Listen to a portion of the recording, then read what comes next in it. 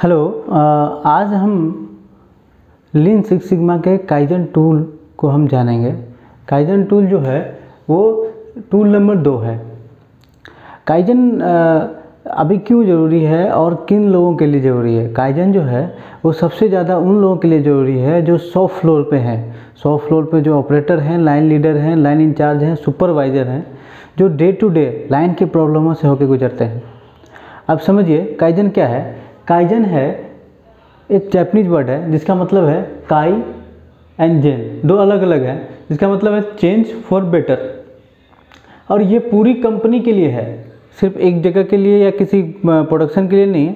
हर department में, हर process में kaizen का इस्तेमाल हो सकता है। अब ये काइजन कैसे चलता है आप समझते हैं कि सपोज आपके पास एक आइडिया आया, तो आइडिया को आपने क्या किया, पेपर पे लिखा और उसको सजेशन में चेंज किया। सजेशन में चेंज किया और सजेशन को आपने जब इम्प्लीमेंट किया तो उसको हम काइजन कहें। ठीक है। और काइजन क्या है? और काइजन जो है वही आपके पास 10 काइजन है, उसी में से जो आपका बेस्ट है उसको आप क्वालिटी सर्कल में यूज कर लो, उसको आप क्वालिटी सर्कल यूज कर लो, या उसको टीम मिल करके बनाइए। सारे टीम मिल करके यदि किसी एक प्रोसेस पे काम करके यदि उस पर इम्प्रूवमेंट करता है तो उसको हम क्वालिटी सर्कल कहते हैं। तो ठीक उसी तरीके से यदि आपके पास कोई काइजन इम्प्लीमेंटेशन है और उसमें आपने पूरे टीम के साथ काम किया है तो एक क्वालिटी सर्कल है। तो आप समझिए एक छोटे से आइडिया से एक क्वालिटी सर्कल तक पहुँचा जा सकता है। लेकिन अभी सबसे ज़्यादा प्रॉब्लम क्या है काइजन को लेकर के? अब हमारे एरिया में हम पूरी जो अपनी कंपनी है वो इतनी बड़ी कंपनी है, मान लो सपोज कि हाँ भाई 101 बड़ी कंपनी है, बहुत सारे प्रोसेस हैं, 10-15 प्रोसेसेस हैं हमारे कंपनी में होते हैं। तो मान लो ऐसा यदि होता है तो सारी कंपनी को एक बार में इम्प्रूवमेंट करना चाहे हर जगह पे, हर प्रोसेस पे, हर लाइन पे, तो ये पॉसिबल नहीं है। तो हम क्या कर सकते हैं कि छोटे छोटे एरिया में इम्प्रूवमेंट करें, छोटे छोटे एरिया में इम्प्रूवमेंट करें, एक टीम लेकर करके छोटे छोटे एरिया में इम्प्रूवमेंट करें, या क्वालिटी सर्कल ले या फिर काइजन करते जाए। तो जो भी आप ऐसा करते जाएंगे तो वन एंड टाइम कि ऐसा कुछ सडन टाइम में ऐसा कुछ होगा कि ये इम्प्रूव हो जाएगा कंटिन्यूस। इसको हम कहते हैं कंटिन्यूस इम्प्रूवमेंट। आप समझेंगे कि एक आइडिया सजेशन तक पहुंचने में सबसे ज़्यादा प्रॉब्लम होती है।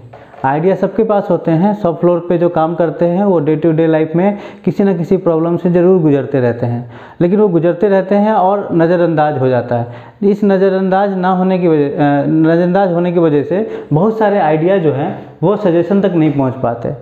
यदि आपने आइडिया को पेपर पे लिख करके या मेल के थ्रू अपने सीनियर, सुपरवाइजर, सबऑर्डिनेट, किसी को आप सबऑर्डिनेट हैं या किसी सीनियर को आपने दिया, तो वो ज़रूर सजेशन पे आपसे बात करेंगे, मीटिंग करेंगे कि हाँ ये इम्प्लीमेंट करने लायक है कि नहीं है, फिर वो काइजन में जाएगा।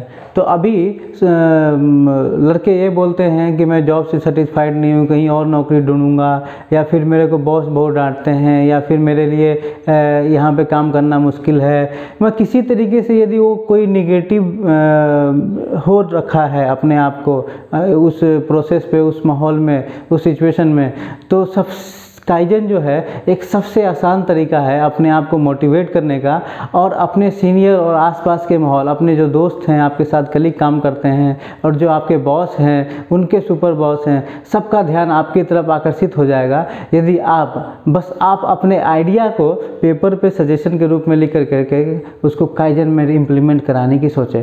इससे क्या होता है कि मैनेजमेंट भी आपके प्रति सोचेगा कि हाँ ये एक्टिव है अपने प्रोसेस के प्रति, इसने कुछ इम्प्रूवमेंट किया है, तो आप एक अच्छा माहौल क्रिएट कर सकते हो काइजन के थ्रू।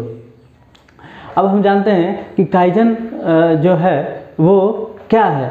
अभी काइजन में क्या है, टोटल एम्प्लॉय इन्वॉल्वमेंट होता है कि आपके पास जितने भी शॉप फ्लोर पे पर्सन हैं, डिपार्टमेंट में पर्सन हैं, अलग अलग सपोर्टिंग डिपार्टमेंट में पर्सन हैं, उन सब का सपोर्ट चाहिए होता है। क्यों? क्योंकि जैसा कि मैंने बताया कि पूरी कंपनी में तो हर जगह मुझे इम्प्रूवमेंट चाहिए, हर जगह इम्प्रूवमेंट चाहिए छोटे छोटे। तो जितने एम्प्लॉय हैं ना हर जगह, उन सबसे सबके पास कोई ना कोई आइडिया आ रहा है। कोई मटेरियल मूवमेंट करते समय में उसको आइडिया आ रहा है कि नहीं ऐसे होना चाहिए, कोई यदि कोई एचआर में है तो उसको आइडिया होना चाहिए भाई रिक्रूटमेंट प्रोसेस कुछ इस तरीके से होना चाहिए, कोई क्वालिटी में है तो उसको इंस्पेक्शन कुछ इस तरीके से होना चाहिए, उसको दिमाग में आइडिया आता है। लेकिन वो कंपनी के प्रोसेस को ही करते जाते हैं, अपने आइडिया को सजेशन में चेंज नहीं करते। सबसे इम्पोर्टेंट बात है कि अपने आइडिया को सजेशन में चेंज करना चाहिए, वो फिर काइजन में चेंज होगा और फिर इम्प्रूवमेंट आता चला जाएगा। अब हम जानते हैं कि जो काइजन है, काइजन अलग अलग तरीके से दिए जाते हैं, अलग अलग उसके टाइप्स होते हैं। जैसे कि हम समझते हैं PQCDMSE, सब लोग जानते होंगे, जो भी अभी फैक्ट्री में या किसी मैन्युफैक्चरिंग सेक्टर में या सर्विस सेक्टर में काम करते हैं वो सबको जानते होंगे कि काइजन जो है वो PQCDMSE में होता है। लेकिन अभी क्या है कि सबसे है कि मेन स्ट्रीम में आप जा करके कि यदि आपको पता रहेगा, दिमाग में घूमता रहेगा कि PQCDM क्या है, तो आप ना आइडेंटिफाई कर पाओगे कि आपके आसपास में क्या क्या आइडियाज़ आ रहे हैं, क्या क्या आपके पास इम्प्रूवमेंट के आइडियाज़ आ रहे हैं। वो दिमाग में आएंगे तभी जब आपके दिमाग में ये रहेगा कि ये सब चीज़ें क्या होती हैं।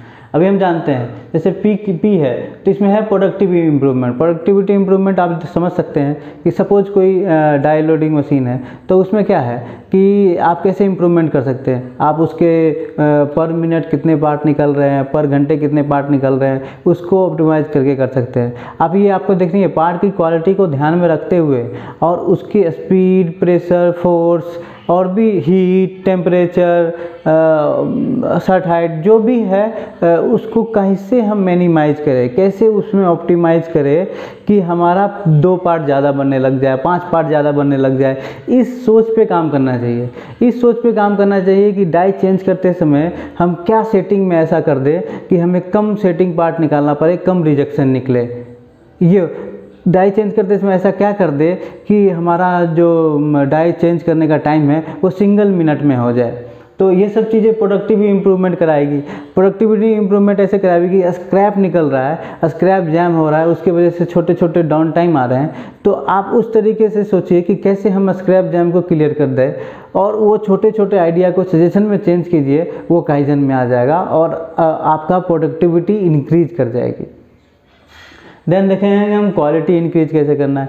क्वालिटी इंक्रीज, अभी देखिए क्वालिटी इंक्रीज में है कि जैसे कि हम अपने गेज की टाइम टू टाइम इंस्पेक्शन करते रहे, अपने इंस्ट्रूमेंट की टाइम टू टाइम इंस्पेक्शन करते रहे, और डाई में, मोल्ड में और जिग्स में टाइम टू टाइम आपका वेरिफिकेशन होता रहे, जिससे क्या है डिटोरेशन है, उसमें कोई बड़ बनने के लिए हो रहा है, तो उस चीज़ों को हम चेक करके पहले से आइडेंटिफाई कर पाए। और कुछ चीज़ें ऐसे होती है कि कोई टूल है, कोई कटिंग टूल है या फिर कोई पंचिंग टूल है, कोई इजेक्टिंग टूल है, वो टाइम टू टाइम ना डेटोरेट होता है क्योंकि वो बार बार पंच हो रहा है। तो इस वजह से उसको पहले से देखना जरूरी है कि हाँ ये अब क्वालिटी प्रोडक्ट नहीं देगा, अब रिजेक्शन बनाने लग जाएगा, उससे पहले हम उसको चेंज कर लें। इन सब चीज़ों पे हमें ध्यान देना पड़ेगा। फिर क्वालिटी काइजन ऐसा है कि हमें कैसे इंस्पेक्शन करने का तरीका में कुछ हम चेंज कर सकते हैं, या फिर हमारी क्वालिटी लाइन पे कैसे बन सकती है, कैसे ऑपरेटर को हम ट्रेन कर दें, कैसे ऑपरेटर का कुछ ऐसा चीज़ दे दें कि वो सही तरीके से चेक कर ले। जिग में क्या हम चेंज कर दें कि वो ऑटो इंस्पेक्शन हो जाए, कुछ मैकेनिकल काइजन बना दें हम, हैं। तो इस तरीके से हम कुछ करें कि ऑटो इंस्पेक्शन हो जाए, मैन पावर ना लगाना पड़े। तो इस तरीके से क्वालिटी हम कर सकते हैं। देन कॉस्ट का तो आप जानते हैं कि रिसोर्स के लिए हमें कॉस्ट लगता है, रिसोर्स को कम कीजिएगा, कॉस्ट की सेविंग हो जाएगी। तो आप ऐसा काइजन निकालिए कि जहाँ पे मैन, मशीन, मटेरियल और मेथड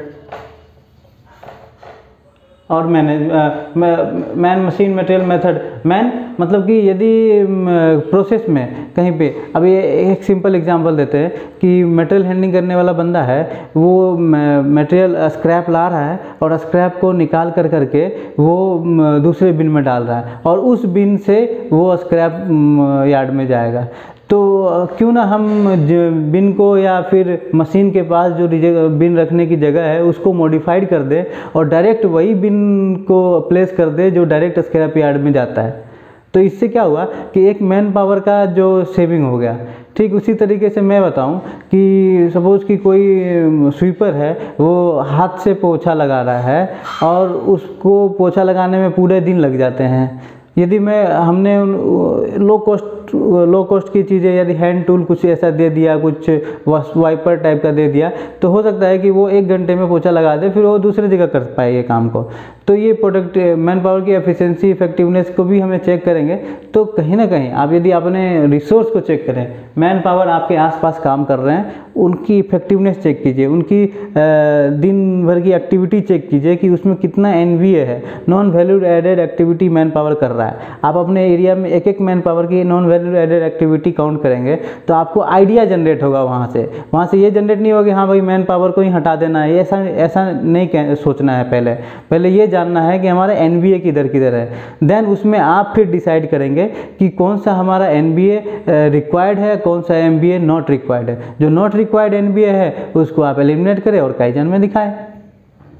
ठीक उसी तरीके से मशीन का है, मशीन आप देख लीजिए, कोई उसका मशीन का आप आइडेंटिफाई कीजिए कि कितने टाइम आइडल होता है, मशीन की बैलेंसिंग कीजिए कि भाई ये 30 सेकंड चलता है, ये भी 30 सेकंड चलता है, इस 30 से 50 सेकंड में पार्ट बनाता है, तो यहाँ पे 2 मशीनें लगानी होंगी, या इस मशीन का साइकिल टाइम इंक्रीज करके नीचे डिक्रीज करना होगा, 2 पार्ट आगे बढ़ जाएंगी। तो इस तरीके से आप यदि लाइन बैलेंसिंग करेंगे, मशीन की बैलेंसिंग करेंगे, ये मशीन का बैलेंसिंग करें कि ये भाई ये भी 30 सेकंड पे, ये भी 30 सेकंड पे, ये भी 30 सेकंड पे आ रहा है, तो देखिए अभी बीच में कोई 50 सेकंड वाला है, तो ये तो यहाँ भी वेटिंग करवा रहा है, यहाँ भी वेटिंग करवा रहा है। तो इस तरीके से आप लाइन बैलेंसिंग करेंगे तो मशीन आइडियल नहीं होगा। आप ये देखिए, यदि आपके पास कोई मशीन आइडियल रह रहा है तो प्रोडक्शन प्लानिंग आप उस तरीके से करें कि उससे हम प्रोडक्शन ले पाए। तो कोई मशीन ब्रेकडाउन में जा रहा है, बार बार ब्रेकडाउन में जा रहा है, आप आइडेंटिफाई कीजिए क्या ब्रेकडाउन में जा रहा है, उसका कोई सब्स्टिट्यूट निकालिए, उसको कुछ ऐसी चेंज कर दीजिए कि दोबारा कभी ब्रेकडाउन में ना जाए। तो इस तरीके से आप मशीन का भी चेक कर सकते हैं। मटेरियल के आप देख सकते हैं कि भाई कोई आयरन कास्ट की मटेरियल है, वो उसके वजह से वो टूल ख़राब हो रही है, तो वो मटेरियल को आप यदि आप चेंज कर देंगे या कम कर देंगे, ज़्यादा कर देंगे, उसके डिज़ाइन में चेंज कर देंगे, तो चाइल्ड पार्ट आप सप्लाई यहाँ से कुछ आपने उसके पार्ट में चेंज करा दिया, जिस वजह से आपके पार्ट की क्वालिटी इंप्रूव कर गई। तो इस तरीके से आप कॉस्ट भी बचा लेंगे और क्वालिटी भी बचा लेंगे। तो इस तरीके से डिलीवरी मटेरियल हैंडलिंग का है कि आपका लोकेशन आइडेंटिफाई कीजिए कि कहाँ पे आपका पार्ट बन रहा है और कहाँ पे रख रहे हैं। तो आपका हो ऐसा क्या, आपको ये पहले भी बता रखा है कि इस मटेरियल हैंडलिंग का इस तरीके से कीजिए कि ये स्टोर है और सिंगल लाइन फ्लो हो, स्टोर से इंस्पेक्शन में जाए, इंस्पेक्शन वहीं पे हो, फाइनल स्टोर भी वहीं हो, और फिर उसके बाद प्रोसेस 1 प्रोसेस 2 सब वहीं पे हो, और फिर उसके सामने डिस्पैच हो। तो ये डिस्पैच डॉक से गाड़ी निकलेगी और ये मटेरियल डॉक पे गाड़ी आएगी।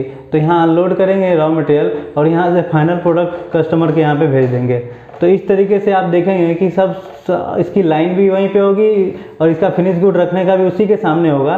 तो इस तरीके से आप देखेंगे कि सिंगल फ्लो में आपका रॉ मटेरियल, आपका प्रोसेस, आपका फिनिश गुड है कि नहीं है। यदि सिंगल फ्लो में है और सेम सामने सामने है, मूवमेंट उसमें ज़्यादा नहीं करना पड़ा। ऐसा नहीं कि एक लाइन यहाँ पे है, उसका मटेरियल बनाए और उसको 1 किलोमीटर दूर जा कर के वहाँ पे फिर रखे, फिर वहाँ से मुझे यदि डिस्पैच करना है तो वहाँ से 1 किलोमीटर दूर ला करके यहाँ रखे और डिस्पैच किए। तो ये इस तरीके से ये ज़्यादा मूवमेंट करने से डिलीवरी का काइजन नहीं होगा। इसमें डिलीवरी का काइजन यदि आपको ऐसा कुछ आइडेंटिफाई होता है तो आप डिलीवरी का काइजन दें, उसका लोकेशन उसके सामने बनाए और उसको करें। फिर आपका ट्रांसपोर्टेशन में है, यदि ट्रांसपोर्टेशन में कुछ ऐसे चीज़ें हैं कि रिजेक्ट होता है पार्ट, तो कुछ ज़्यादा पार्ट दे सकते हैं, कुछ गाड़ी का अरेंजमेंट ऐसा कर सकते हैं, कुछ ट्रॉली का अरेंजमेंट ऐसा कर सकते हैं कि ज़्यादा से ज़्यादा पार्ट हम डिलीवरी कर पाए, तो वो भी एक डिलीवरी का काइजन है। देन मोरल का काइजन है।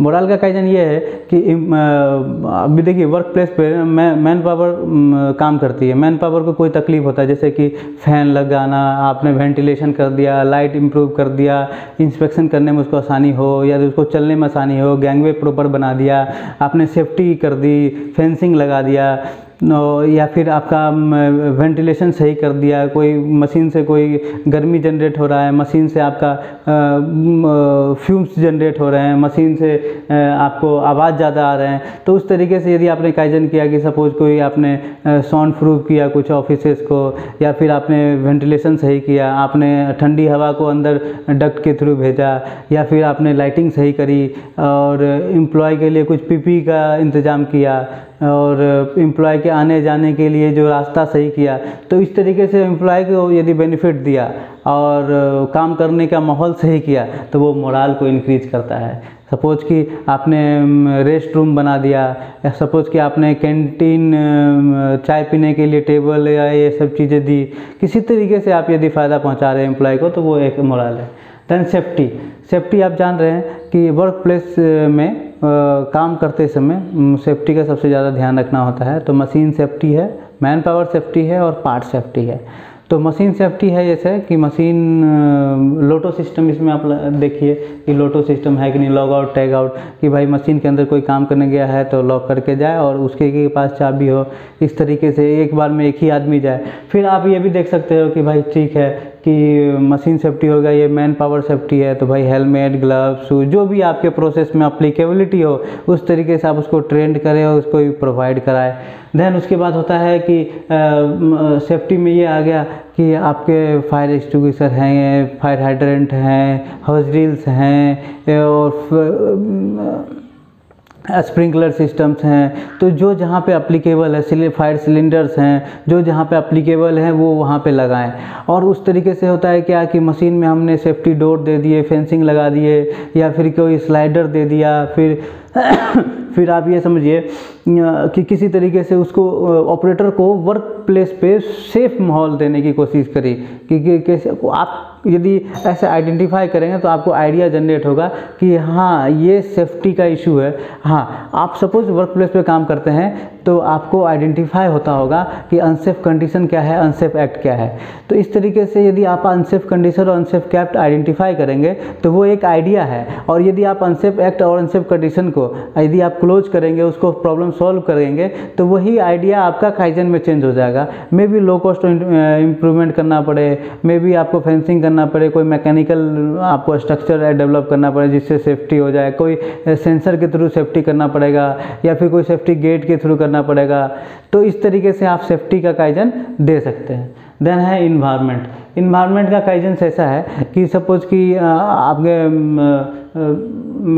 मशीन से, आपके प्रोसेस से, आपके फैक्ट्री से जो भी चीज़ उत्सर्जन होता है, गैसेस को लेके हो गया, यदि केमिकल को लेकर के हो गया, और या फिर आपका STP ETP है, आपका यूटिलिटी सेक्शंस हैं, वहाँ पे हो रहा है, ग्रीज हो रहा है, वाइल निकल रहा है, या फिर आपका कॉटन निकल रहा है, या फिर आप ये देखते हैं कि आपके हेल्थ जो OHS ऑफिस है वहाँ से कचरा निकलता है। तो इन सब चीज़ों को ऑप्टिमाइजेशन करें, लोगों को ट्रेंड करें। और इसमें हम ये कर सकते हैं कि इन्वायरमेंट में कि यदि कोई केमिकल यूज हो रहा है और वो हजार्डस केमिकल है, उसके बदले हम कोई और केमिकल यूज करके यदि अपना प्रोसेस हो सकता है, या उसका कंसंट्रेशन में थोड़ी कमी या ज़्यादा करने से यदि हमारा काम हो सकता है और इन्वायरमेंट में कोई क्षति नहीं होगी, तो वो एक काइजन कहलाएगा। ठीक उसी तरीके से मटेरियल के ग्रेड में चेंज करके भी हम काइजन कर सकते हैं। सपोज कि एक मटेरियल में जो ग्रेड है उसमें कोई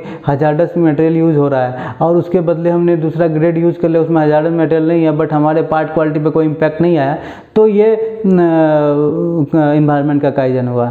देखिए बेसिकली ना काइजन ये है कि जैसे मैंने आपको बताया कि आइडिया ना सबके पास है, आइडिया सबके पास है।